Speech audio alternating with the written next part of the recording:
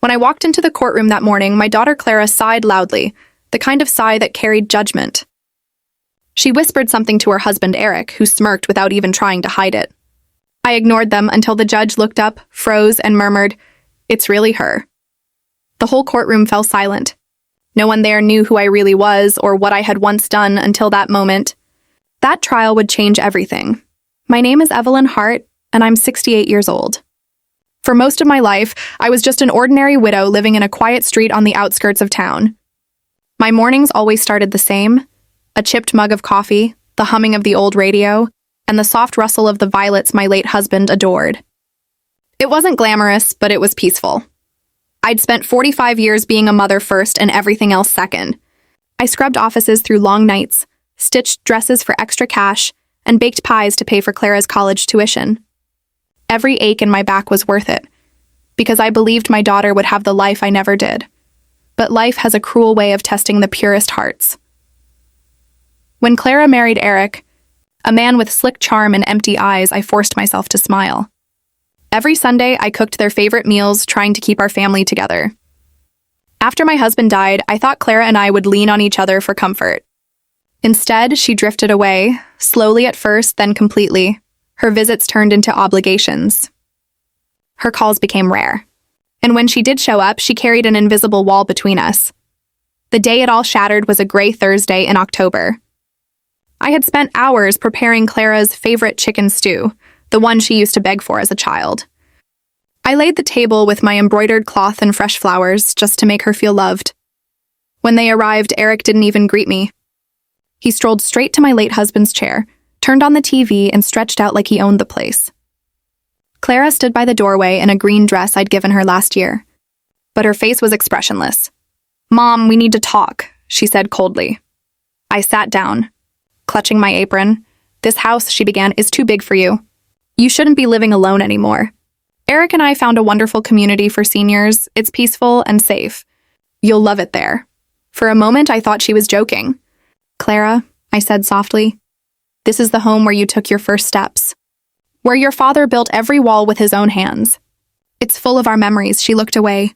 "Memories don't pay the bills, Mom. You'll have company there. People your age," Eric added. "It's what's best for everyone. We'll handle the paperwork, you just sign." I felt the air leave my lungs. The people I loved most were taking everything from me under the mask of concern. "I need time to think," I said, my voice trembling. "There's nothing to think about," Clara replied. "It's already decided. They left soon after, without touching the food, without a goodbye." I sat at the table long after they were gone, staring at the untouched stew and the flowers wilting in their vase. That night, I couldn't sleep. I wandered through the house, touching the photographs on the walls. Clara as a toddler, missing her front tooth. Clara in her graduation gown. Clara dancing with her father in this very living room. Every image was a promise I had once made, to protect her no matter what. How had that promise turned into this betrayal? The next day, a stranger in a gray suit arrived. "Real estate appraiser," he said curtly, stepping past me. Eric followed him in, not even pretending to ask permission. They walked through my home, taking measurements, whispering about renovation potential and market value. Each word felt like a nail in my chest. Clara nodded politely at everything, never meeting my eyes. When they finally left, I locked the door and pressed my forehead against it. For the first time, the house that had once felt alive now felt like a tomb. I wanted to believe Clara was being manipulated, that the girl who once called me her hero still existed somewhere inside her. But deep down, a darker thought crept in. Maybe she had chosen this path all on her own. That night, as the rain tapped gently on the window, I whispered to the empty room, "I'm not leaving. Not yet." And though I didn't know it then, that quiet defiance was the spark that would ignite everything that followed.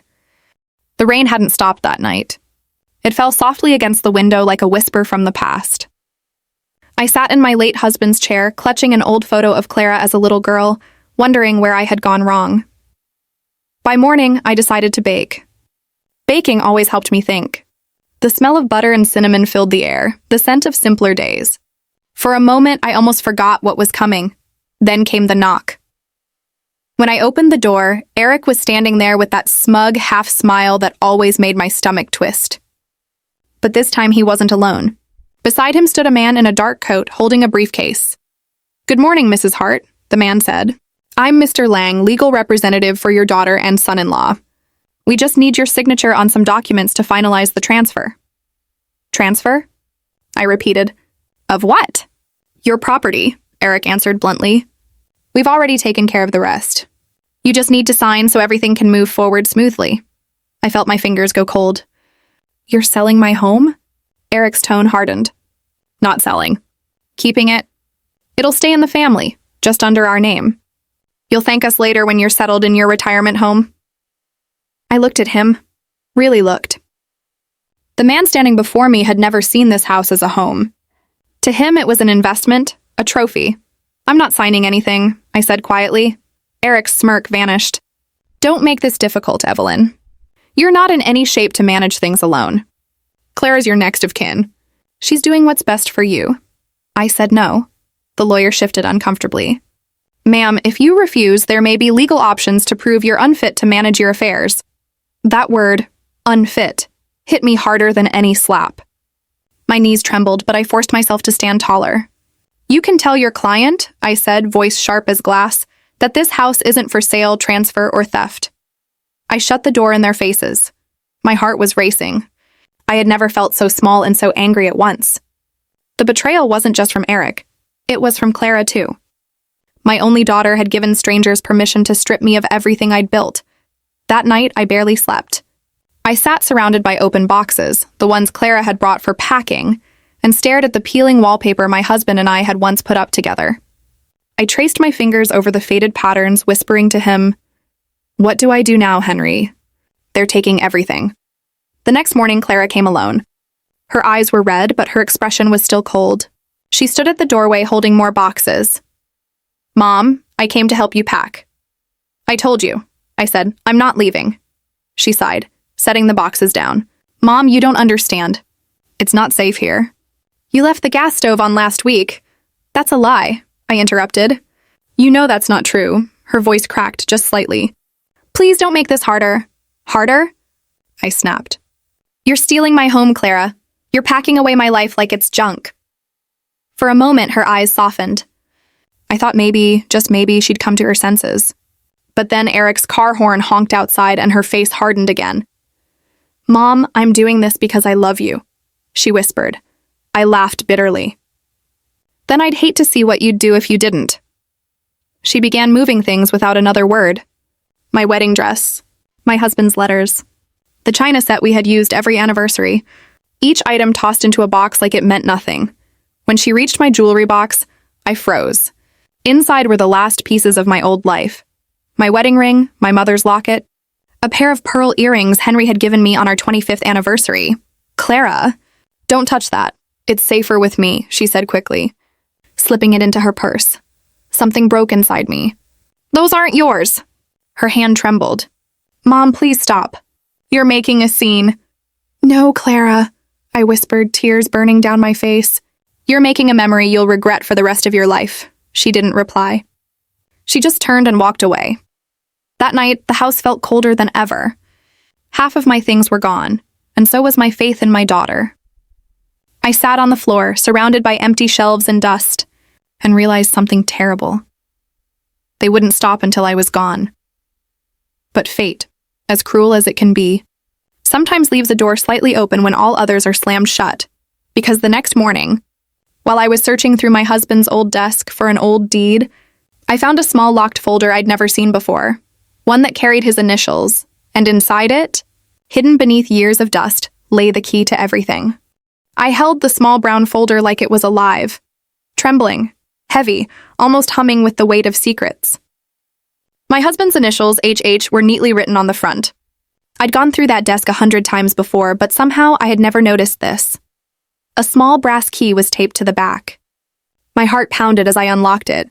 Inside were old bills, faded letters, and then a stack of official papers, yellowed at the edges but perfectly preserved. At the very top was a document titled, "Last Will and Testament of Henry Hart." My breath caught. I had seen what I thought was his will years ago, the one our lawyer read after his passing. But this was different. This one was dated just 6 months before his death. I sat down slowly, reading line by line, and what I discovered made my tears fall silently onto the paper. Henry hadn't been just the humble office clerk I thought he was. He had been saving, investing quietly, buying small properties around town under modest company names. He'd built a secret nest, not out of greed, but out of love. Every dime, every hidden investment was meant to protect me. And the most shocking part? He had left everything to me. There was even a clause about Clara. It said that she would only inherit a portion of the estate if she treated me with love, respect, and care in my final years. If she failed to do so, that clause would automatically void her inheritance. Henry knew. He had seen something in her husband, in Eric, that I had refused to admit. He'd prepared for this exact betrayal long before it began. By the time I reached the last page, my hands were shaking.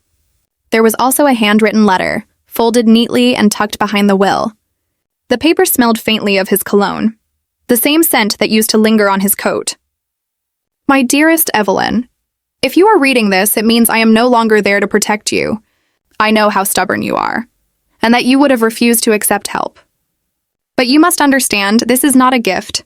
It's insurance. I saw the hunger in Eric's eyes the first day he shook my hand. I saw Clara's blind trust in him. I pray she changes, but if she doesn't, you must stand firm.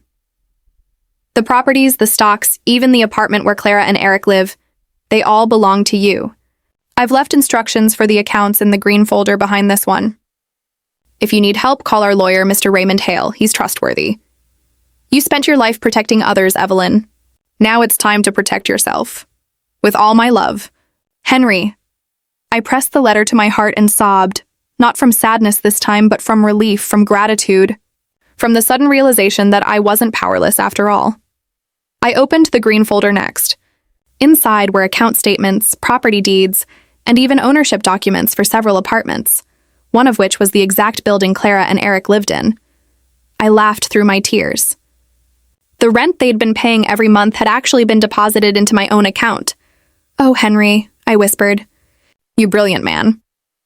Suddenly, I understood what I had to do. For days, I planned in silence. I met with Mr. Hale, the lawyer Henry had trusted, and he confirmed everything. Every document, every signature, every investment, all legal, all mine. He looked at me with a respectful smile. "Mrs. Hart, your husband was a genius. You own more than you realize." I felt something inside me awaken, a strength I hadn't felt in years. That weekend, I stopped crying. I cleaned the house, put fresh flowers on the table, and even made my husband's favorite apple pie. But this time, it wasn't for Clara or Eric. It was for me. A quiet celebration of the battle that had just begun. When Monday morning came, I was ready. I brewed my coffee, sat in my chair, and waited for them to arrive with the movers, just as they had planned. Sure enough, Eric and Clara showed up early, expecting to find me packed and defeated. Instead, they found me calm and collected, sipping tea in my favorite chair. "Mom, what are you doing?" Clara asked nervously. "The movers are here," I smiled. "Then they can go back." "Nothing is being moved today," Eric frowned. "Mrs. Hart, this isn't up for discussion." "Oh, I think it is," I said softly, rising to my feet. "You see, I've been reading some interesting papers lately about property ownership and inheritance rights." Their confident smiles faltered. "What are you talking about?" Clara asked. "I'm talking about the fact that you don't own this house." "I do. And I also own the building you live in, the one you've been paying rent for." Every penny went straight into my account. Eric laughed nervously, but his eyes betrayed panic. "You're bluffing, am I?" I opened a folder on the table and handed him a copy of the property deed. His face went pale. "This is impossible," he muttered. "Not impossible," I said, smiling for the first time in weeks. "Just poetic?" For the first time in months, I felt taller. The weight of fear that had been pressing on my chest was gone, replaced by something steady, something fierce. Eric stood frozen with the paper in his hands, his mouth slightly open. Clara sat on the edge of the couch, her face pale, her fingers nervously twisting her wedding ring. "Mom, what?" "What is this?" she whispered. "It's reality, dear," I said calmly. "This house and the apartment you and Eric live in, all of it belongs to me. Your father made sure of that." Eric dropped the document onto the table. "You expect us to believe this nonsense?" You're an old woman, Evelyn. You were never involved in business. You're right, I replied, my tone almost amused. But your father was, and he was smarter than either of you gave him credit for. Clara's eyes filled with tears. Why didn't you ever tell me? Because I didn't know, sweetheart, I said honestly. I only found out 3 days ago. He left it as a surprise. For my golden years, he said. Eric began pacing, his fists clenched. This changes nothing. You can't just throw us out. Oh, I can, I said, voice cool and firm, because now I know exactly who's been trying to steal from me. And the law is on my side. He glared at me. You wouldn't dare. I walked slowly to the window, watching the light rain begin to fall. You've mistaken my silence for weakness, Eric, but silence can be strategy. For a long moment, none of them spoke. Even the movers, standing awkwardly by the door, shifted uncomfortably, unsure what to do. Gentlemen, I said, turning to them with a gentle smile, thank you for coming, but you won't be needed today. One of them nodded and quietly wheeled the dolly out the door. The others followed, leaving just the three of us, the betrayer, the coward, and the woman they thought they could break. Eric's calm cracked completely. You're bluffing. There's no way that will is valid. I'll have it challenged. You can try, I said, but while you waste money on lawyers, you might want to start looking for a new place to live. I'm giving you 30 days to vacate the apartment. Clara's eyes widened. Mom, you can't. We're your family. I turned to her, my heart aching even as I spoke. Family doesn't try to steal your home, Clara. Family doesn't lie to you or threaten to put you away. Family protects, her lips trembled. Eric told me you were losing your memory, that you'd left the stove on, that you weren't safe alone. You thought wrong, I interrupted, keeping my tone even. You believed lies because it was easier than seeing the truth.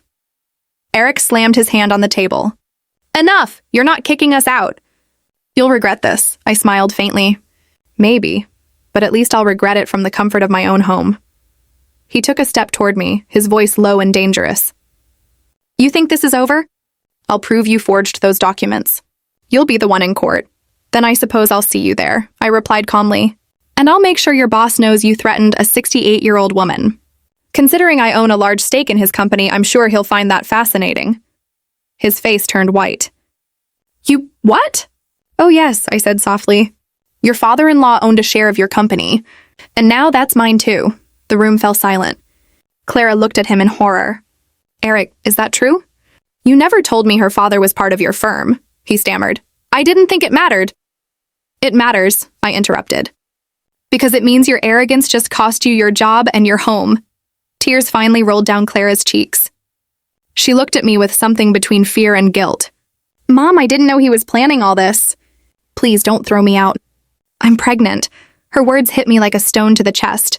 I stared at her, my voice barely a whisper. Pregnant? She nodded, trembling. I was going to tell you, but everything got so complicated. Eric said it wasn't the right time. Eric added quickly, See, Evelyn? You can't just throw out your daughter and grandchild. Be reasonable, my heart ached. A grandchild. The one thing I'd always dreamed of, now being used as a weapon against me. Congratulations, I said softly. But that doesn't erase what you've done, Clara sobbed. Please, Mom, don't do this. I looked at her for a long moment. Then I said, You have 30 days, Clara. Use them wisely. Eric's mask of control finally cracked. This isn't over, he spat. No, I said, my voice steady. It's just beginning. He stormed out, slamming the door behind him. Clara followed, weeping quietly. The moment the house fell silent again, I sank into my husband's chair and whispered, You were right. Henry, you prepared me for this moment. Outside, the rain finally stopped. The world felt clean again, as if even the sky knew something had shifted. For weeks after that confrontation, the house was eerily silent. I thought maybe, just maybe, they had accepted defeat. But men like Eric never surrender. They only regroup. It started with letters. Thick white envelopes delivered by hand, each stamped with the name of a law firm I'd never heard of. The first one accused me of financial manipulation, the second of elder abuse by coercion. By the third, it was clear. Eric was trying to paint me as a mad old woman who had brainwashed my daughter into leaving him. Classic projection. I took the letters to Mr. Hale, my lawyer. The same man Henry had trusted all those years ago. He skimmed through the pages, then sighed. It's empty noise, Mrs. Hart. They're fishing for fear. But fear only works if you bite. I'm done being afraid, I told him. He smiled approvingly. Then let's prepare for what's next. Because of course Eric wasn't done. 2 weeks later, a court summons arrived. He was suing me for interference with marital rights and demanding full custody of the unborn child. The papers shook slightly in my hands. Not from weakness, from disbelief. How could he use my grandchild as a weapon? Clara came to see me the next day, her belly just starting to show. Her face was pale, her eyes swollen from crying. Mom, I didn't know he was going to do this, she said, voice trembling. He told me he just wanted to talk things out. Now he's dragging us to court. I looked at her, unsure whether to believe her or not. Did you think he would stop after everything he's already done? Tears rolled down her cheeks. I was wrong. I thought I could fix him. But he's only gotten worse. Her words were sincere, and for the first time in months, I saw a flicker of the daughter I once knew. Then fix yourself, I said gently. That's where the healing starts. The weeks that followed were heavy with preparation. Mr. Hale gathered every document Henry had left me, every property record, every text message Eric had ever sent. And there were plenty. Hundreds of angry, manipulative messages to Clara, proof of how he'd twisted her love into control. When the trial date finally arrived, I put on Henry's favorite black suit and the pearl earrings he'd given me for our anniversary. As I looked in the mirror, I realized something unexpected. I didn't look like a helpless widow anymore. I looked like a woman ready to fight. Outside the courthouse, Clara clung to my arm. Mom, what if we lose? I smiled softly. Then we lose with truth on our side. And truth has a way of winning in the end. Inside, the courtroom buzzed with quiet tension. Eric sat on the opposite bench with his expensive lawyer, whispering into his ear with the arrogance of a man who still thought money could buy decency. When the judge walked in, we all rose. He was a gray-haired man with calm eyes, and for a brief moment, something in his expression flickered. Recognition. He glanced at me twice before speaking. Please be seated. Eric's lawyer began his argument, painting me as a bitter, vengeful mother-in-law who had financially trapped her daughter to destroy a happy marriage. Every word was a lie, but I stayed still, calm, focused, waiting. When it was our turn, Mr. Hale stood with quiet authority. Your Honor, he said, we will show not only that Mrs. Hart has acted within her legal rights, but that Mr. Collins has a history of psychological manipulation and coercion. He presented the evidence. The threatening texts, the hidden bank transfers, the fake property forms Eric had filed under Clara's name. Each revelation felt like a stone lifted off my chest. Then came the moment that silenced the room. The judge leaned back in his chair, studying me. Mrs. Hart, he said slowly, did you once work at the county records office? I frowned in surprise. Yes, Your Honor, nearly 35 years ago. A smile ghosted across his face. I thought I recognized you. You helped me when I was just an intern there. You taught me how to file properly, even when no one else had the patience for me. My breath caught. I remembered a shy young man with messy hair and a nervous stutter who used to stay late to learn. Judge Morrison, I said softly. It's been a long time. The courtroom went silent. Eric's lawyer cleared his throat awkwardly, but the judge raised his hand. There's no conflict here, he said. But I remember Mrs. Hart's integrity, and that memory will not be ignored. Eric's confident smile vanished. For once, he had nothing to say. The hearing stretched for hours. Every lie Eric told unraveled, every accusation fell apart under evidence. By the time Mr. Hale finished, Eric looked like a cornered animal, pale, sweating, defeated. When the judge finally spoke, his words echoed like thunder. After reviewing all evidence, it is the court's judgment that Mrs. Evelyn Hart acted lawfully and in self-defense against coercion and attempted fraud. The petitioner, Mr. Eric Collins, is denied all claims. Furthermore, due to evidence of psychological abuse, custody of the unborn child will remain solely with the mother, Mrs. Clara Collins. Clara burst into tears, clutching my hand. Eric's lawyer muttered something about an appeal, but even he looked ashamed. Eric stood, his face red with fury. This isn't over, he shouted. You'll regret this, old woman. The judge's gavel came down sharply. Enough, Mr. Collins, you've done enough harm. As he was escorted out, I exhaled deeply for the first time in months. Clara sobbed into my shoulder, whispering, "Mom, we did it. We really did." But deep down I knew this was only one battle won. The real healing was just beginning. 6 months passed after the trial, and life finally began to quiet down. The winter snow had melted into spring blossoms, and the world seemed softer again, gentler. The same house that once echoed with loneliness now carried laughter, tiny footsteps, and the cry of new life. My granddaughter Grace had arrived like sunlight after a long storm. Her cheeks were pink as rose petals, her tiny hands curling around my finger with a strength that made me cry the first time I held her. Clara named her Grace because, as she said through tears, that's what saved us. Grace. Our home became a place of healing. I no longer saw ghosts in the hallways or memories that hurt to touch. Instead, I saw new beginnings. Clara had left her old apartment and her old life behind. She started working again, part-time as a bookkeeper for a local charity. She smiled more now, really smiled, the kind that reached her eyes. One afternoon, as we sat in the garden where Henry's violets bloomed again, Clara turned to me and said softly, "Mom, have you really forgiven me?" I looked at her, this woman who had once been my little girl with scraped knees and endless dreams. "Forgiveness," I said slowly, "isn't a gift you give to someone else. It's a gift you give yourself. And yes, Clara, I forgave you the day you decided to change." Her eyes filled with tears. "I'll never stop trying to make it right." "You already are," I said, watching Grace sleeping in her stroller beside us. "Just raise her to be kind. That'll be more than enough." Time has a way of softening even the deepest wounds. And with time came something unexpected, purpose.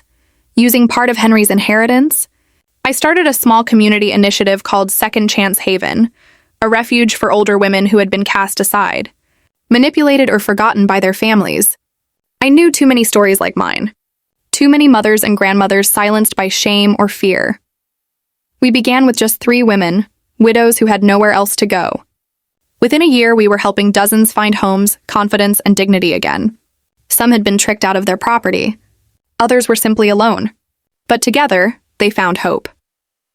One afternoon, I received a letter from the City Women's Council inviting me to receive an award for community leadership. It felt surreal. Me, a woman who had once been called unfit and unstable. Clara insisted we attend the ceremony together. She even bought me a blue silk scarf. "Because it matches your eyes," she said with a shy smile. At the event, as applause filled the hall, I stood at the podium and said, "This award isn't mine alone. It belongs to every woman who's ever been told she's too old to start over. It belongs to every mother who refused to stay silent." Afterward, an older man with kind eyes approached me. "Mrs. Hart," he said with a warm smile, "you probably don't remember me, but I was in the courtroom that day. Your story changed my life." He introduced himself as Judge Morrison's assistant. "The judge talks about you often," he said. "He says you reminded him what justice truly means." I smiled. "Justice is important," I said softly. "But kindness? That's what heals." That night, Clara and I sat on the porch sipping tea under the glow of the garden lights. Grace slept inside, her soft breathing drifting through the open window. "Do you ever think about him?" Clara asked after a long silence. "Eric?" I said quietly. "Not anymore.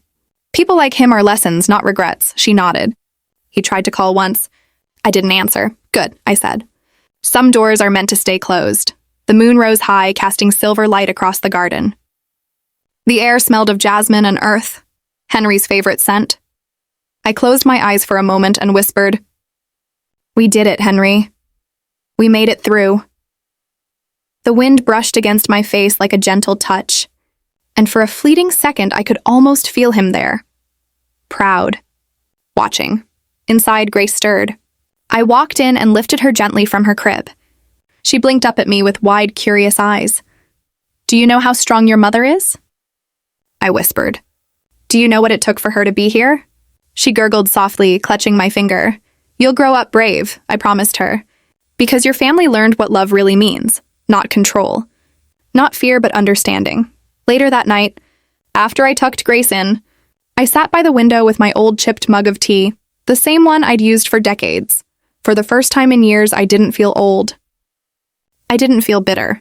I felt alive. Life had given me a second chance, not to rewrite the past, but to redefine it. And as dawn crept over the horizon, spilling light into the garden, I finally understood something Henry had once told me. Real strength isn't about never breaking. It's about rebuilding, stronger, wiser, and with love still intact. I smiled, whispering to the morning air, "You were right, my love. We rebuilt, and this time nothing and no one could take it away."